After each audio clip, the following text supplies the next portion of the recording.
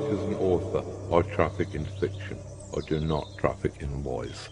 Although I'll admit that the distinction is a nice one and perhaps not easy for the layman to make. With fiction, with art, with writing, it's important that even if you're dealing with areas of complete outrageous fantasy, that there is an emotional resonance.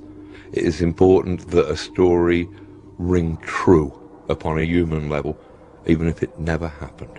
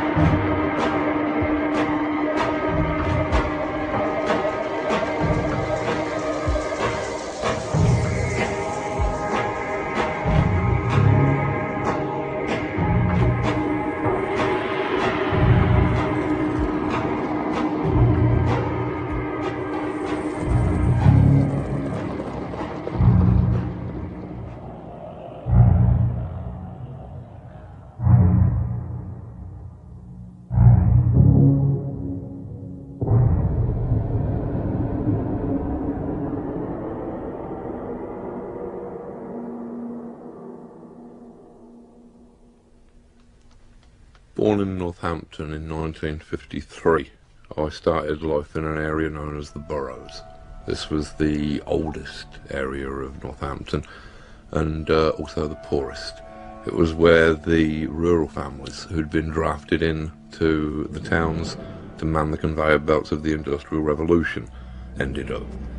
It had originally been the system of moats and forts that surrounded Northampton's castle before it was demolished, so all of the streets had names like Moat Place or Fort Street or Dungeon Alley or whatever.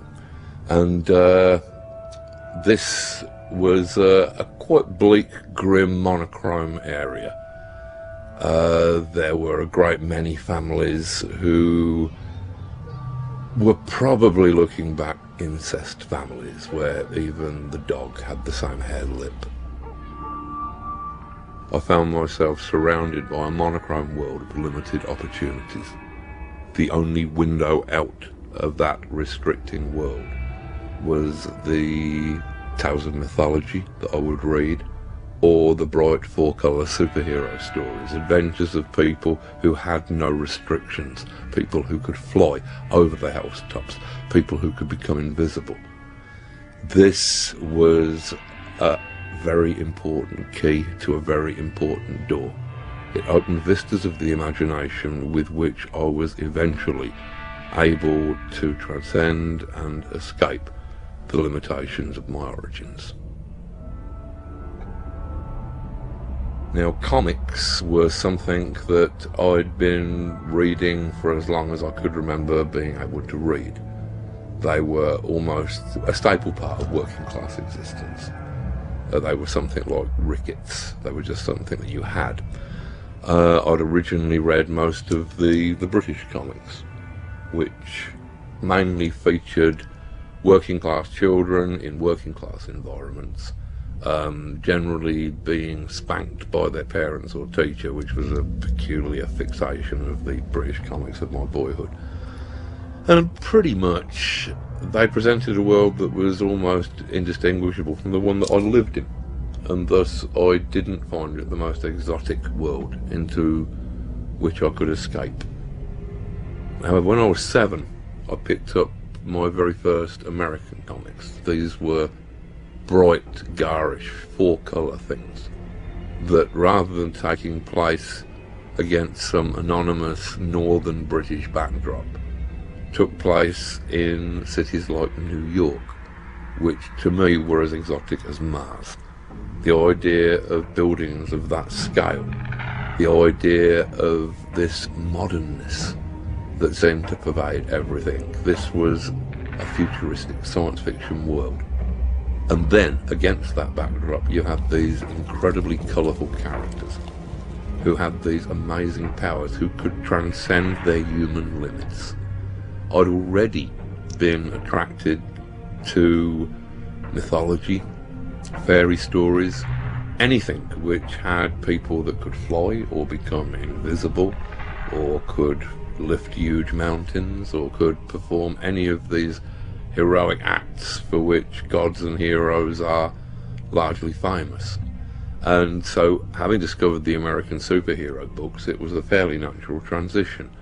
Here was something where I didn't have to read the same myths over and over again, but where every month I could read something new about Superman or the Flash. This became a preoccupation. At first, I was probably preoccupied with the characters themselves. I wanted to know what Batman was doing this month. Around about the time when I reached the age of, say, 12, perhaps a little earlier, I became more interested in what the artists and writers were doing that month. It had finally occurred to me that these stories weren't just drawing themselves, that somebody was drawing them, somebody was writing them. And I became fairly knowledgeable in the styles of the different artists. I became critically able to distinguish between a good story and a bad story. And comic books were still very much a part of my life. I mean, which was, in physical terms, was changing quite rapidly, as it would for anybody at that age.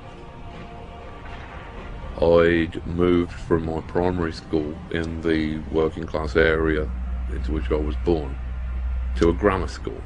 Now, call me naive, but entering grammar school was the very first time that I actually realised that middle class people existed. Prior to that, I'd thought that there was just my family and people like them, and the Queen. I had really not been aware that there was a whole strata of humanity in between those two positions. When I got to grammar school, I realised that I was one of the very few working class people there, because of the 11 plus system and its rigours, and that a lot of the other children there had had the advantage of probably a better education than I'd been privy to. Thus, from being a star pupil at my primary school, from being top of the class every year, and from being made head prefect with a little green enamel badge, I suddenly plummeted to 19th in the class, which was a tremendous blow to my already insufferably huge ego. I don't think I ever quite got over that. Certainly by the next term I was 25th in the class. I think for the next couple of years I was second from bottom. I'd finally come to the realisation that I was not going to cut it in the kind of academic world that was spread out in front of me. I decided, pretty typically for me, that if I couldn't win, then I wasn't going to play. I was always one of those sulky children who sort of couldn't stand to lose at Monopoly, Cluedo, anything. So I decided that I really wanted no more of the struggle for academic supremacy or anything of that nature. After having been expelled from school at the age of 17, I found that my horizons rapidly contracted. The headmaster, who had dealt with my expulsion, had, I think, taken me rather personally. He had written to all of the colleges and schools that I might have thought of applying to, and told them that they should under no circumstances accept me as a pupil, because this would be a corrupting influence upon the morals of the other students. I believe that he did at one point in the letter refer to me as sociopathic, which I think was rather harsh. The same thing applied with jobs. Any job that I was applying for meant that I would need a reference from the school, and the references I was getting from the school were kind of the antimatter equivalent of references. Thus, the only jobs that I could get were ones that just didn't give a damn who they employed. So I found myself working at a skinning yard and tannery at the bottom of Bedford Road in Northampton, which was probably one of the bleakest places that I've ever encountered, where you would turn up at 7:30 in the morning and drag huge, heavy, dripping sheepskins out of vats of mingled blood, urine, water and excrement. That the only relief from this was the concentration camp humour of throwing chopped off testicles at each other as a break to the monotony. And it was indeed monotonous. I was expelled from that job after a couple of weeks for smoking dope in the mess room, which really wasn't improving my career curve any. The next job I was able to get was that of a toilet cleaner at a hotel, and it more or less went downhill from there until I finally ended up as a comics writer.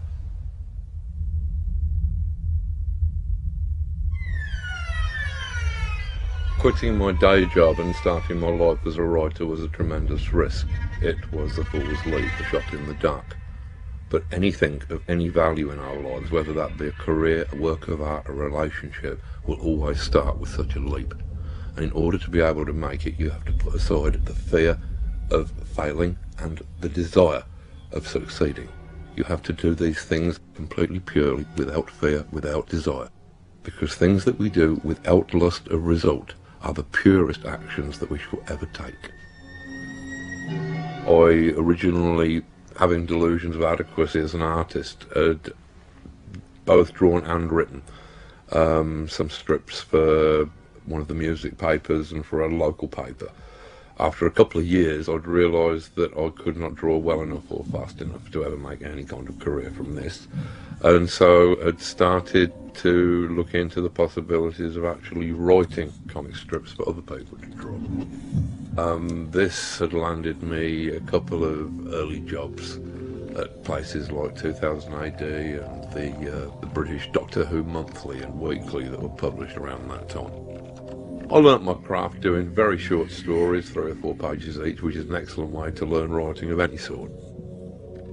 Progressed to doing a couple of series where I'd got a little more say in the nature of the material and was able to take more chances, to be a bit more experimental. And these started to win awards in Britain, which impressed the Americans no end. The Americans tend to think that every award is an Oscar, and didn't realise that the comic industry awards are all voted for by 30 people in anoraks with dreadful social lives. And so, as far as they were concerned, if I was an award winner, then I was an English genius. And so they brain drained me to America and set me to working on DC Comics' Swamp Thing title, which caused a bit of a stir and at least made DC trust me enough to give me other projects, again allowing me more or less to write whatever I felt like writing.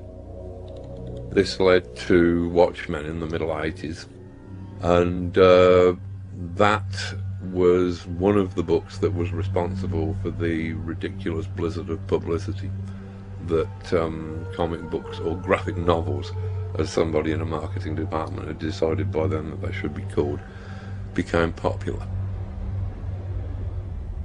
I got into the swing of my writing career in the very early 1980s, which was a very overcast time politically. Most of the liberal world was watching in horror at the inexorable rise of the Reagan-Thatcher right-wing fuck-buddy coalition. At the same time, we had elements of fascism starting to make themselves prevalent upon the streets of Britain with the rise of the National Front. And all in all, things were looking fairly bleak. I decided that if I wanted to write about this grim present, the best way to do it was in the form of a story set in the future, which is by no means a new trick. Most dystopian science fiction is not actually about the future, it is about the times in which it was written. and the script that I came up with, V for Vendetta, was no exception. This was set in what at the time seemed an unreachably distant period in the future, which was 1997, and Britain had been taken over by a coalition of fascist groups, with a very romantic anarchist adventurer set in opposition against that. To get over the idea of fascism, I needed some symbol that would convince the readers that they were looking at a fascist police state. The thing that I finally settled upon was the idea of security cameras mounted upon every street corner and watching every move. I figured, yeah, that looks pretty much like fascism in action, and the readers were equally impressed, and apparently so were government figures who must have been reading it at that time, and decided that security cameras at every street corner of the metropolis was indeed just what we needed for the late 1990s.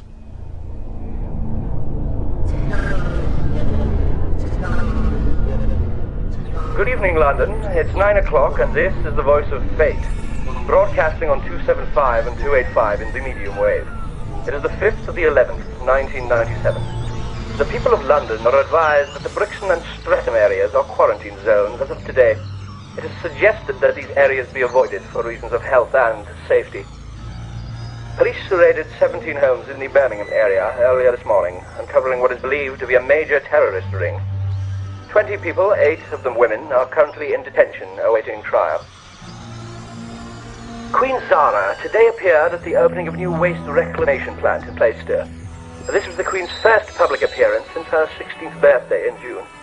The Queen was wearing a suit of peach silk, created specially for the occasion by the Royal Couturier.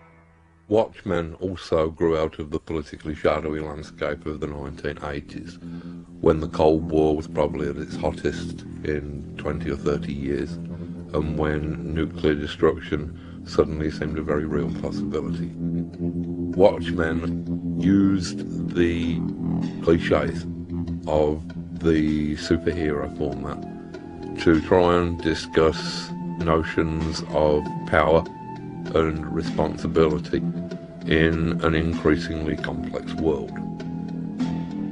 We treated these fairly ridiculous superhuman characters as more human than super. We were using them as symbols of different kinds of ordinary human being rather than as different super beings. I think there were probably quite a few things about Watchmen which chimed well with the times, but to me perhaps the most important was the actual storytelling, where the world that was presented didn't really hang together in terms of linear cause and effect, but was instead seen as some massively complex simultaneous event with connections made of coincidence and synchronicity. And I think that it was this worldview, if anything, that resonated with an audience that had realised that their previous view of the world was not adequate for the complexities of this scary and shadowy new world that we were entering into. I think that Watchmen, if it offered anything, offered new possibilities as to how we perceive the environment surrounding us and the interactions and relationships of the people within it. Rorschach's Journal, October 12th, 1985. Dog carcass in alley this morning. Tired tread on burst stomach. This city is afraid of me. I have seen its true face. Streets are extended gutters, and the gutters are full of blood, and when the drains finally scab over, all the vermin will drown. The accumulated filth of all their sex and murder will foam up about their waist, and all the whores and politicians will look up and shout, "Save us!" And I'll look down and whisper, "No." Stood in firelight, sweltering blood stain on chest like map of violent new continent. Felt cleansed, felt dark planet turn under my feet, and knew what cats know that makes them scream like babies in the night.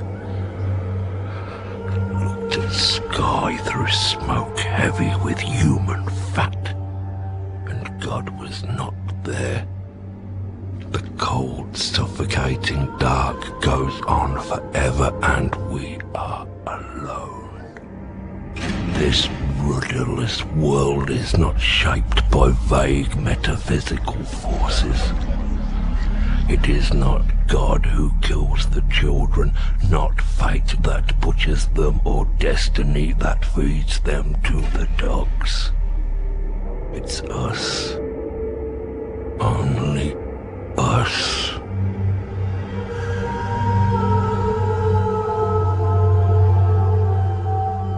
Whenever anybody talks about comics, they usually make a great deal of the similarities between comics and film. And while I'll agree that a comic creator who understands cinematic techniques will probably be a better creator than one who doesn't, I feel that if we only see comics in relationship to movies, then the best that they will ever be are films that do not move. I found it in the mid-80s preferable to try and concentrate upon those things that only comics could achieve. The way in which a tremendous amount of information could be included visually in every panel, the juxtapositions between what a character was saying and what the image that the reader was looking at would be.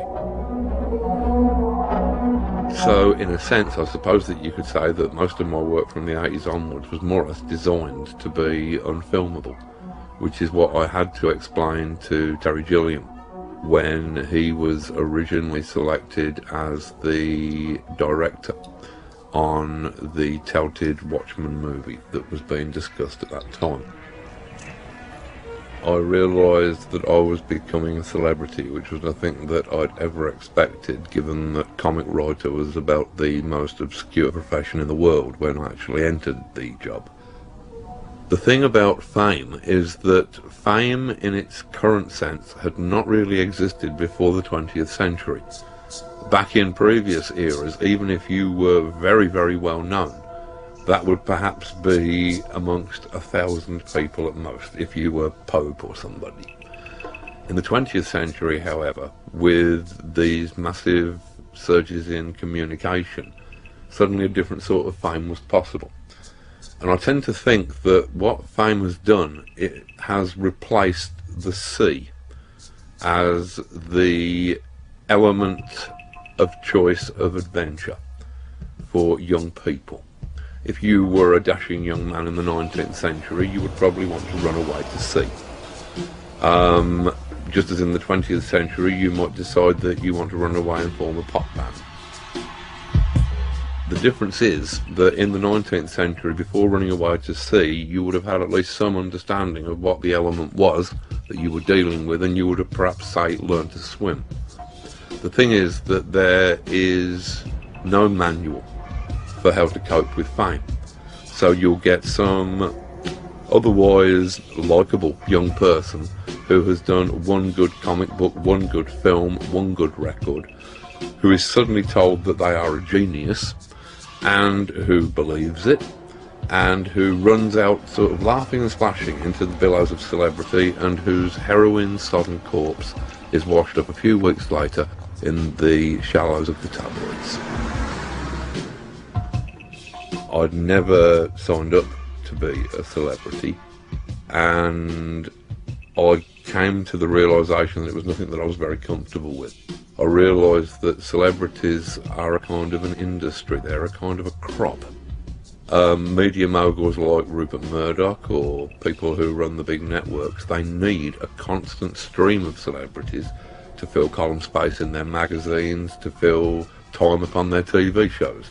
And because celebrities tend to burn out quickly, you have to constantly create new ones. And I really didn't feel that I wanted to be part of that process, and so withdrew to the relative obscurity of Northampton.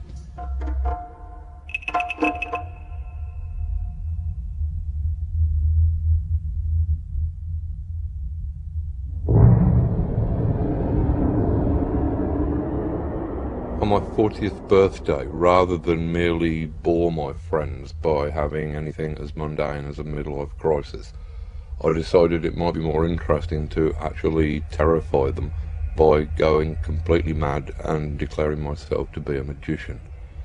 This had been something that had been coming for a while.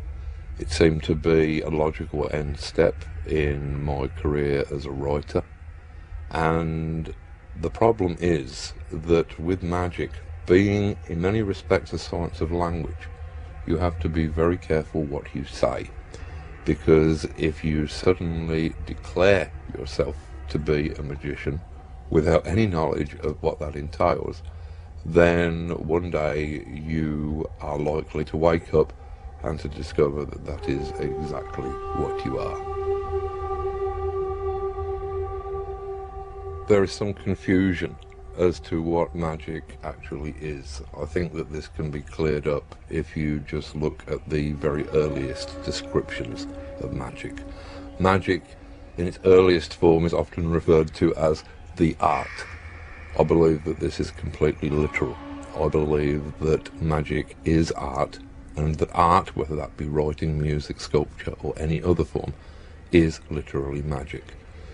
Art is, like magic, the science of manipulating symbols, words or images, to achieve changes in consciousness.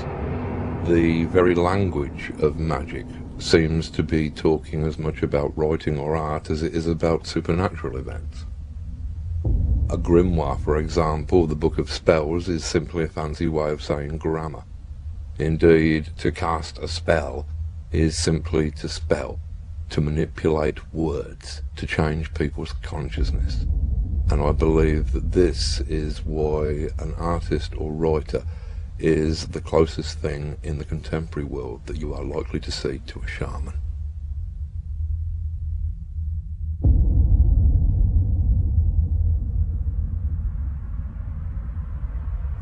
I believe that all culture must have arisen from cult.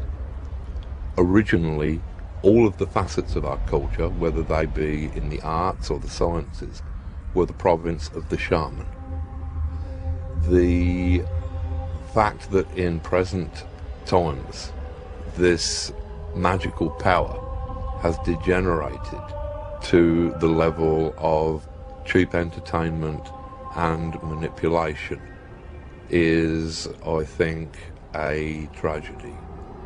At the moment, the people who are using shamanism and magic to shape our culture are advertisers. Rather than trying to wake people up, their shamanism is used as an opiate to tranquilize people, to make people more manipulable.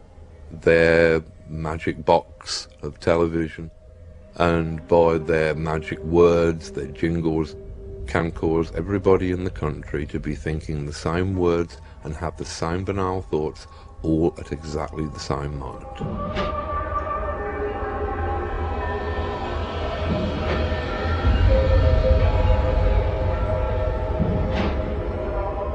In all of magic, there is an incredibly large linguistic component.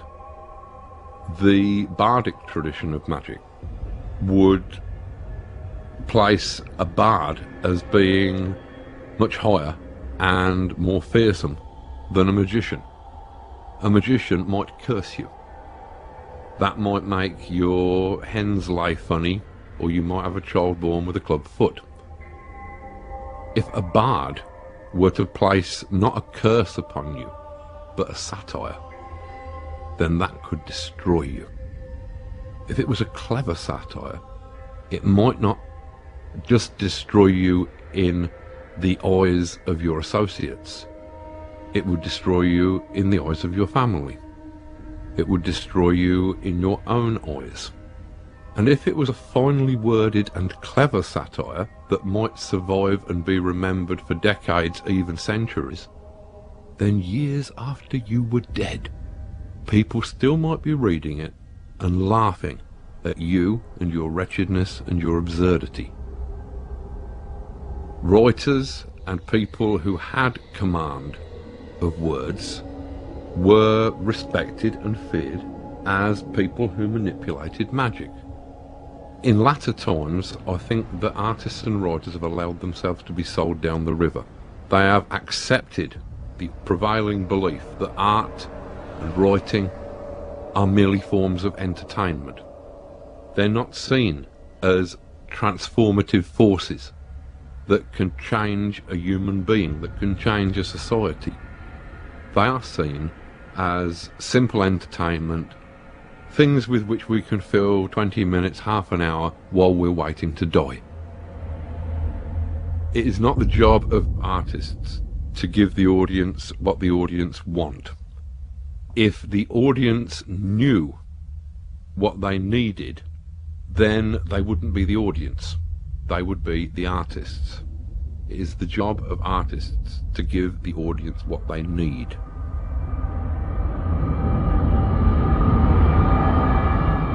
My career as a magician continues to evolve. Since I, to a certain degree, believe art and magic to be interchangeable, it has seemed only natural that art should be the means by which I express magical ideas. This has found its way into my prose writing, in works such as Voice of the Fire, and probably most visibly has found its way into the performance pieces that I've done at various locations over the past 8 years. Beautiful little psychedelic artifacts in their own right, which actually capture the kind of narrative journey that we've tried to take the readers on as part of these performances, to overwhelm the sensibilities of the audience, to tip them over into a kind of psychedelic state where we can hopefully actually change their consciousness and direct it to different places, different levels, hopefully into new and hopefully magical spaces.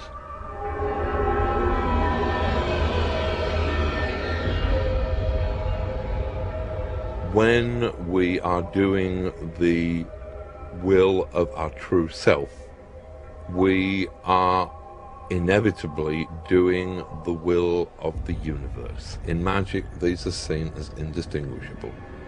That every human soul is in fact one human soul. It is the soul of the universe itself, and as long as you are doing the will of the universe, then it is impossible to do anything wrong.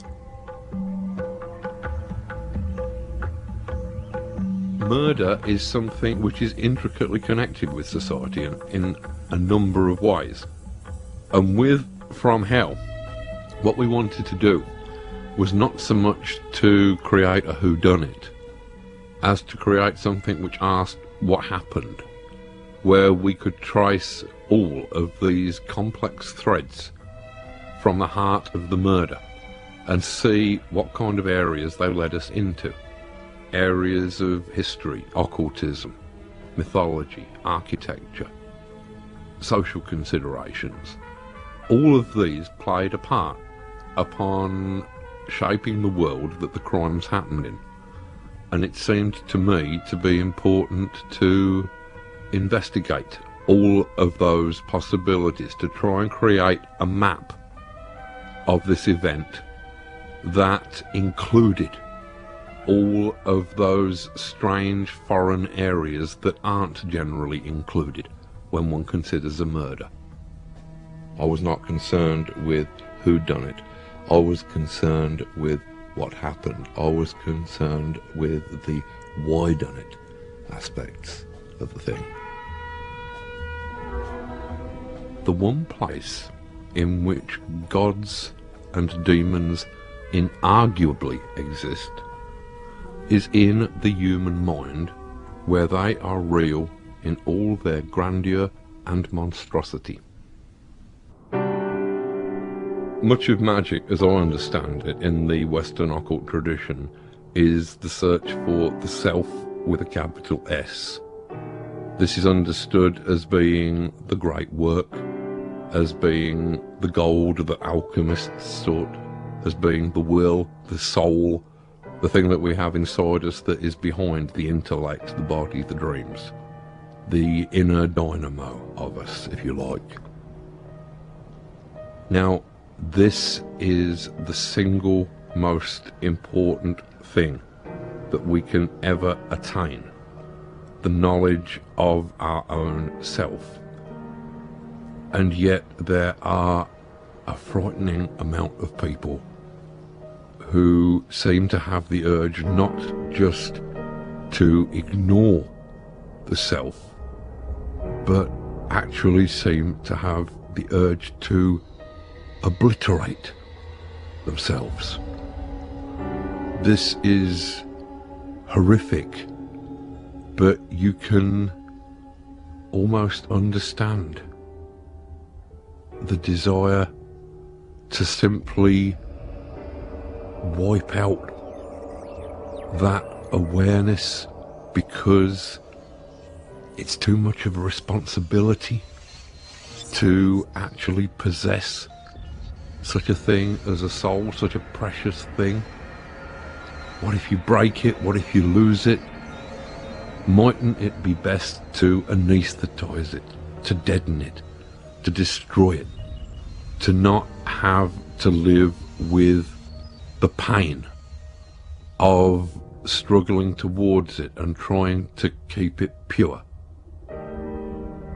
I think that the way that people immerse themselves in alcohol, in drugs, in television, in any of the addictions that our culture throws up, can be seen as a deliberate attempt to destroy any connection between themselves and the responsibility of accepting and owning a higher self and then having to maintain it.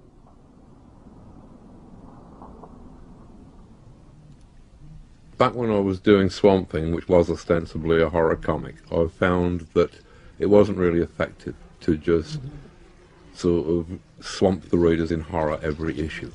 You needed to do other things that would alleviate the repetitive qualities of the horror and to make it more than a one-note strip. I decided that what might be useful was to try and link up the elements of fantasy horror from our imaginations, werewolves, vampires, zombies and the like, with real life horrors. Racism, sexism, pollution, the collapse of the environment, and thus lend these social issues some of the weight that fantasy fiction could offer. Most of us have little to fear from vampires, and yet we live in cultures that are every bit as dangerous, despite the non-existence of terrible supernatural forces. One of the things that I did was a strip in which we explored the erotic possibilities of Swamp Thing. I figured that if you could fill comic book after comic book every month with fights, then surely you should be able to fill at least one comic book with a sexual act. Surely that was as interesting as a fight was. The book was very well received, and it led to me thinking seriously about the possibilities of erotica, or as I prefer to call it, pornography, because I think that the difference between the two words is largely dependent upon the income bracket of the reader.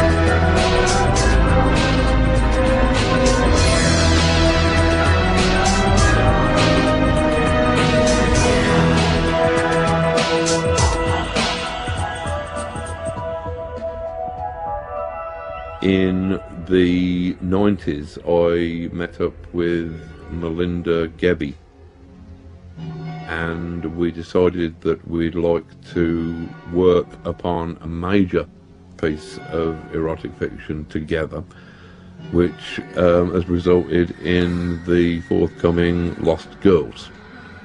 And this entire drama is being played out against the background of Europe, and specifically Austria, in 1913, when everything is gearing up towards the exact antithesis of sex. It's gearing up towards what humans do when they don't put their energies into sex, which is kill each other. The healthy sexual drive that is seizing most young men when they're in their teens is perverted by older men who perhaps have lost some of their sexual drive, and all of that sexual energy gets shipped over to somewhere like Flanders and is perverted into killing other young men. Energy that should be going into something honest like fucking is instead diverted into something appalling like killing. There is a brain-penis blood ratio that tends to get in the way of writing intelligent pornography. If it becomes too intelligent, all the blood rushes to your brain, you lose your erection. If it becomes too sexually exciting, you are no longer in any state to appreciate its aesthetic value. So it's a difficult balancing act. My thoughts about pornography, I think, tend to revolve around the fact that while very few of us are zombies, detectives, cowboys or spacemen, there are an infinite number of books that are recounting the stories of those lifestyles. However, all of us have some sort of feelings or opinions about sex, and yet the only art form which in any way is able to discuss sex or depict sex is this grubby, despised, under-the-counter art form that has absolutely no standards. This was what Lost Girls was intended as a remedy for. That there is no reason why a horny piece of literature that is purely about sex should not be as beautiful, as meaningful, and have as absorbing characters as any other piece of fiction. have been looking at the kind of the history of magical thinking and where it starts to go wrong. And for my money, where it starts to go wrong is monotheism. I mean, if you look at the history of magic, you've got its origins in the caves. You've got its origins in shamanism, in animism, in a belief that everything around you, every tree, every rock, every animal, was inhabited by some sort of essence, some sort of spirit that could perhaps be communicated with. You would have had some central shaman or visionary who would have been responsible for channeling ideas that were useful to survival. By the time you reach the classical civilizations, you can see that this has formalized to a degree. The shaman was acting purely as an intermediary between the spirits and people. He was in his position in the village or community, I should imagine, very much like a spiritual plumber. You know, the people in the group would have had their own roles. The person who was best at hunting would have been a hunter.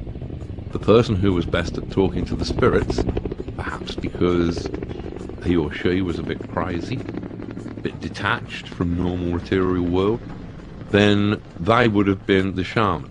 And they would not have been masters of a secret craft. They would have simply been dispensing their information throughout the community, because it was believed to be helpful to the community. When you get the actual classical cultures emerging, this has been formalized so that you've now got pantheons of gods, and each of those gods will have a priest caste that will act to a certain degree as intermediaries who will instruct you in the worship of that god. So the relationship between humans and their gods, which could be seen as the relationship between humans and their highest selves, that was still a very direct one. When Christianity comes in, when monotheism comes in, then all of a sudden you've got a priest caste moving between the worshipper and the object of worship. You've got a priest caste becoming a kind of spiritual middle management between humanity and the divine within itself that it is seeking. You no longer have a direct relationship with the Godhead. The priests don't really necessarily have a relationship with the Godhead. They've just got a book that tells you about some people who lived a long time ago who did have a direct relationship with the Godhead. And that's all right. You don't need to have miraculous visions. You don't need to have gods talking to you. In fact, if you do have any of that stuff, you're probably insane. You know, in the modern world, that stuff doesn't happen. The only people who are allowed to talk to gods, and in a very kind of one-sided way, are priests. Monotheism is, to me, a great simplification. I mean, the Kabbalah has a great multiplicity of gods, but at the very top of the Kabbalistic diagram, the Tree of Life, you have this one sphere that is absolute God. The monad, something that is indivisible, you know. And all of the other gods, and indeed everything else in the universe, is a kind of emanation of that God. Now, that's fine.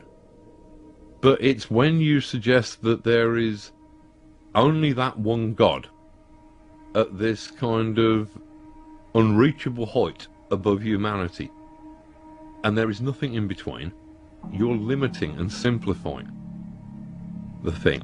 I mean, I tend to think of paganism as a kind of, as an alphabet, as a language. It's like all of the gods are letters in that language. They express nuances, shades of sort of meaning, or certain subtleties of ideas. Whereas monotheism, it tends to be just one vowel, and it's just something like, ooh, it's this monkey sound. You can almost imagine the gods becoming frustrated, contemptuous that with all this richness of spiritual concepts that are available, why reduce it to one plaintive single note that the utterer does not even understand?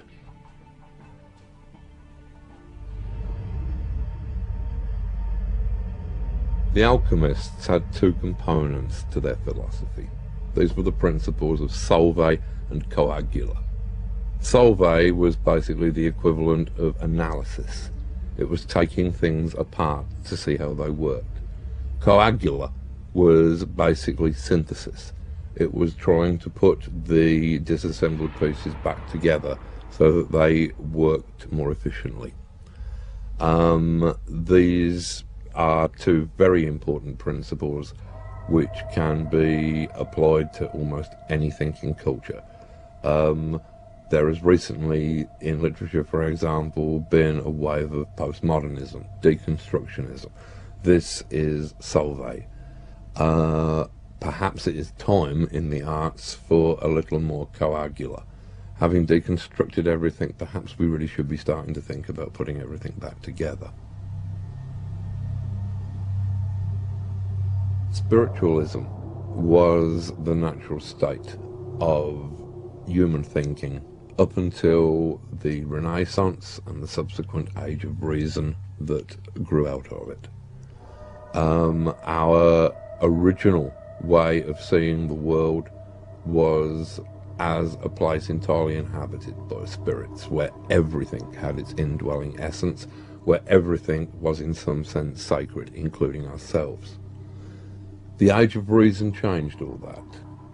While it's inarguable that reason brought many great benefits and was a very necessary stage of our development, unfortunately this led to materialism, where the physical material world was seen as the be-all and end-all of existence, where inevitably we were seen as creatures that had no spiritual dimension, that had no souls, living in a soulless universe of dead matter. In the mid-1980s, I was asked by an American legal institution known as the Christic Institute to compile a comic book which would detail the murky history of the CIA from the end of the Second World War to the present day, covering things such as the heroin smuggling during the Vietnam War, the cocaine smuggling during the war in Central America, the Kennedy assassination, and other highlights. What I learned during the frankly horrifying research that I had to slog through to accomplish this was that yes, there is a conspiracy. In fact, there are a great number of conspiracies that are all tripping each other up, and all of those conspiracies are run by paranoid fantasists and ham-fisted clowns. If you are on a list targeted by the CIA, you really have nothing to worry about. If, however, you have a name similar to somebody on a list targeted by the CIA, then you are dead. The main thing that I learned about conspiracy theory is that conspiracy theorists actually believe in a conspiracy because that is more comforting. The truth of the world is that it is chaotic. The truth is that it is not the Jewish banking conspiracy or the grey aliens or the 12-foot reptiloids from another dimension that are in control. The truth is far more frightening. Nobody is in control. The world is rudderless.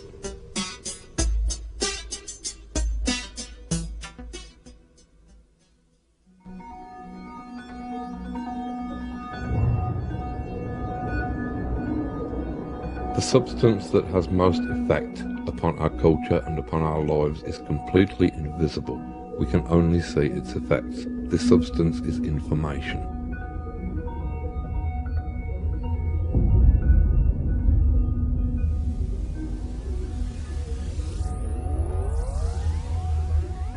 Science started out as an offshoot of magic.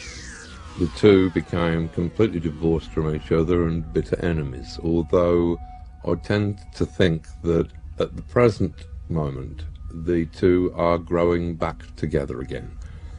I was reading recently that people at the cutting edge of quantum physics believe that information is a super weird substance, to quote the actual phraseology, which underlies everything in the universe, which is more fundamental than gravity or electromagnetism or the two nuclear forces.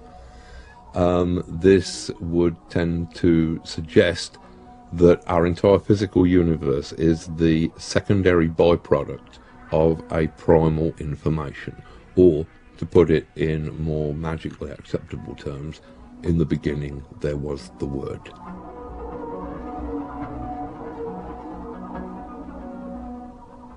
As I understand the theory of period information doubling, this states that if we take one period of human information as being the time between the invention of the first hand axe, say around 50,000 BC, and 1 AD, then this is one period of human information, and we can measure it by how many human inventions we came up with during that time. Then we see how long it takes for us to have twice as many inventions. This means that human information has doubled. As it turns out, after the first 50,000 year period, the second period is about 1500 years, say around about the time of the Renaissance. By then we had twice as much information. To double again, human information took a couple of hundred years. The period speeds up. Between 1960 and 1970, human information doubled. As I understand it, at the last count, human information was doubling around every 18 months. Further to this, there is a point sometime around 2015 where human information is doubling every thousandth of a second. This means that in each thousandth of a second we will have accumulated more information than we have in the entire previous history of the world. At this point, I believe that all bets are off. I cannot imagine the kind of culture that might exist after such a flashpoint of knowledge. I believe that our culture would probably move into a completely different state, would move past the boiling point from a fluid culture to a culture of steam.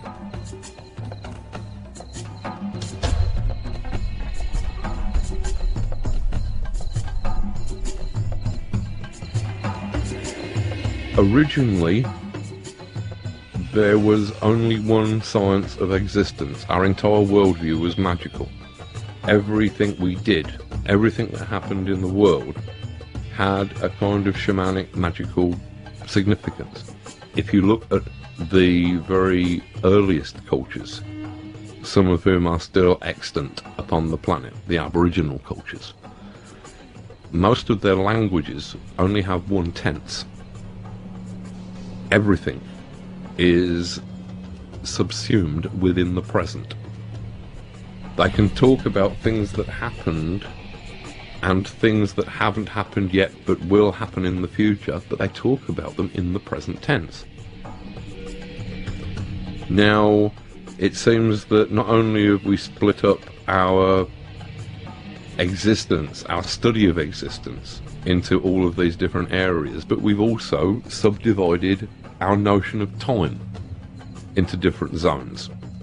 Whereas once there was this great eternal present, which I assume to be the kind of constant now that animals exist in, for example.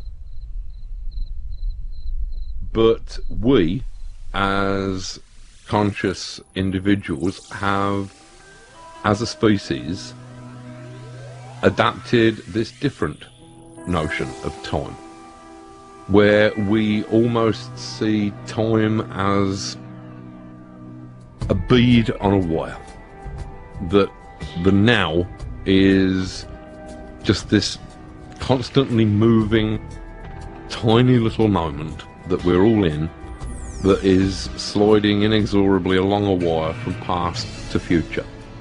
If you look at some of the models that people like Stephen Hawking have suggested for time, then you find something which is actually much closer to that primitive apprehension of how time is structured than to our rather simplistic and fatalistic idea of past, present and future.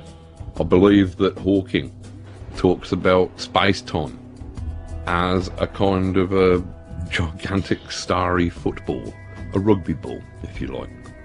And at one end of it, you have the Big Bang.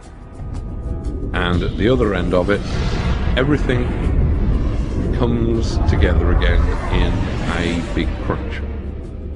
But that the whole football exists all the time. That there is this gigantic hyper moment in which everything is occurring.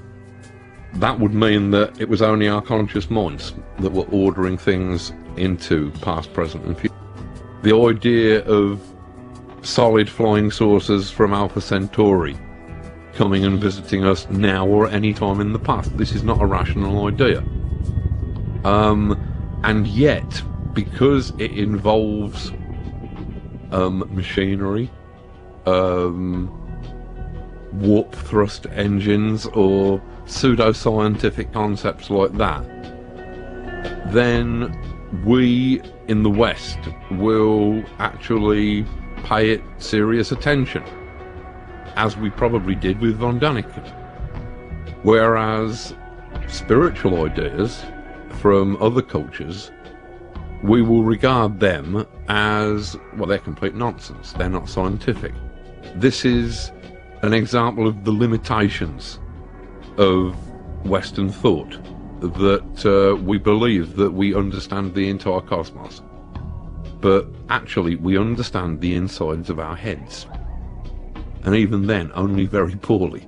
Was it Niels Bohr, the physicist, who in his Copenhagen interpretation of quantum physics said that when we talk about or describe remote events, whether that be in the furthest stars or in the smallest and most remote quanta, that all we can ever truly be doing is talking about ourselves and our own processes. That all we see is our perceptions. We mistake that for reality. And consequently, we tend to be very chauvinistic about our picture of reality, as if that were the only one. Then the only way that we can look at other cultures is to imagine that they are deluded, or primitive, or just haven't got it yet. That is a way in which we, in terms of information, we isolate ourselves terribly. It's our culture kind of insisting upon its own values, blinds itself to what might actually be very useful concepts and ideas belonging to other more deeply rooted cultures. They offered perhaps richer readings of the world than cold behaviouralist science does. Science cannot talk about consciousness because science is a thing that deals entirely with empirical evidence, with things that can be repeated in a laboratory, and thoughts do not come into this category. Therefore, science generally tends to try to disprove the existence of consciousness. They will say that consciousness is some accident of biology, which is itself based upon chemistry, which is itself based upon physics, and wholly explicable within a normal, rational, scientific framework. Rupert Sheldrake, who is a kind of heretical scientist, who put forward the theory of a morphogenetic field in order to try and understand some of the spookier effects of consciousness. I'm probably simplifying it horribly here, but I think that the basic concept was that once a form has occurred, whether that be a physical form or an idea form, then it is much more likely and possible for it to occur again. Now, Sheldrake says that this is because there is a kind of what he calls a morphogenetic field, linking everything. And that once the idea existed, then it somehow existed in this morphogenetic field. It struck me that this might explain a lot of things about the way the human mind works. Even things, say, for example, like the fact that the steam engine seems to have been invented by 5 or 6 different people at approximately the same time. After hundreds, thousands of years of the steam engine not being invented, all of a sudden, within a matter of a couple of weeks, everybody is, it's steam engine time. Everybody is coming up with an idea of steam propulsion. I mean, this is similar to the idea that I put forward of idea space, a kind of a space in which mental events can be said to occur, an idea space which is perhaps universal. Our individual consciousnesses have access to this vast universal space, just as we have individual houses, but the street outside the front door belongs to everybody. It's almost as if ideas are pre-existing forms within this space.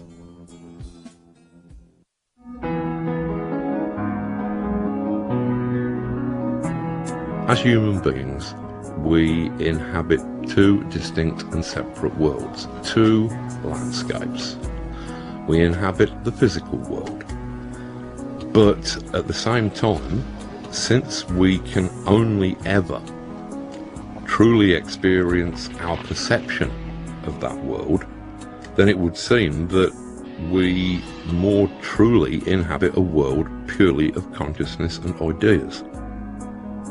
It strikes me that the land masses that might exist in this mind space would be composed entirely of ideas, of concepts. That instead of continents or islands, you might have large belief systems or philosophies. Marxism might be an island. Judeo-Christian religions might make up another landmass or continent. Human minds interact, albeit weakly, in limited ways, with idea space every moment of the day, just in order to carry out our daily lives. If you want truly unique ideas, if you're an artist or an inventor or somebody who deals in unique and fresh ideas, then you will have to plunge right into the undergrowth, into the depths of idea space in order to find those ideas that have never been spotted before. If we assume that idea space or something like it exists, then we may decide that we wish to explore that space, whether for artistic reasons, perhaps for scientific reasons, or perhaps as magicians, as occultists.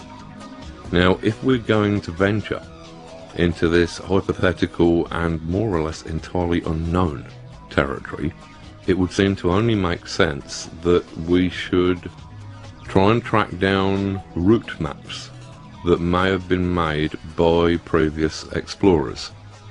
Now, when you're talking about the territory of the mind and perhaps the spirit, the only route maps available are magic systems from antiquity. You're talking about systems like the Kabbalah, with its map of every conceivable human state. You're talking about systems like tarot, a pantheon of archetypal images that provide the cartography for a map of the human condition.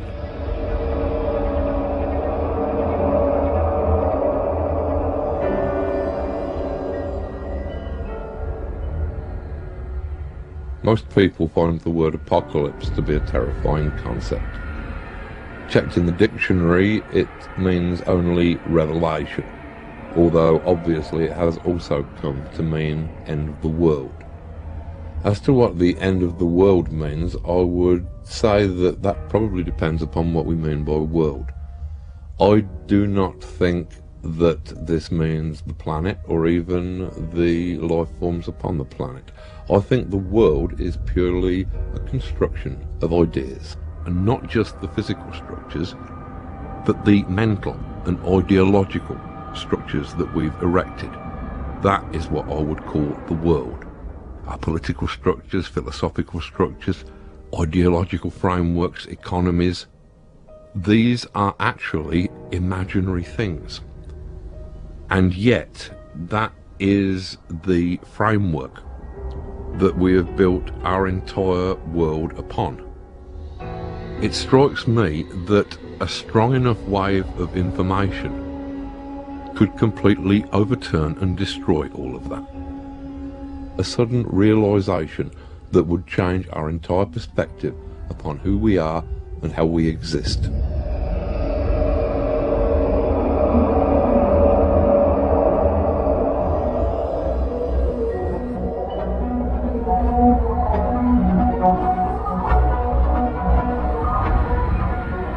History is a heat. It is the heat of accumulated information and accumulated complexity. As our culture progresses, we find that we gather more and more information, and that we slowly start to move almost from a fluid to a vaporous state as we approach the ultimate complexity of a social boiling point. I believe that our culture is turning to steam.